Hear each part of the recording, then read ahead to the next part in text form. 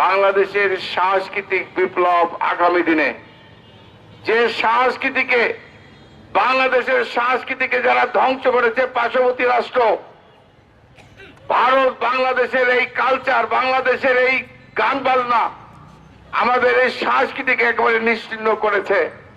আমি আপনাদের বলতে চাই, আমাদের নেতা তারেক রহমানের মাধ্যমে বাংলাদেশের সাংস্কৃতিক বিপ্লব আবার ঘটবে ইনশাআল্লাহ। বাংলাদেশের সংস্কৃতি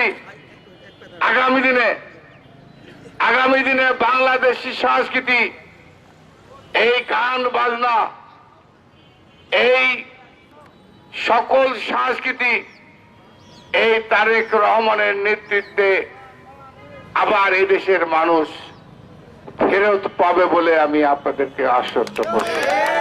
এই তারেক রহমানের যে আহ্বান, বাংলাদেশের উন্নয়ন, শান্তি, এই উন্নয়ন শান্তির যে পদক্ষেপ নিচ্ছেন, সেই উন্নয়নের শান্তির পদক্ষেপে আপনারা অংশগ্রহণ করে বাংলাদেশ জাতীয়তাবাদী দল বিএনপিকে, জাসাসকে আপনারা এগিয়ে নিয়ে যাবেন, এটাই হচ্ছে আজকে আপনাদের কাছে আমার আহ্বান।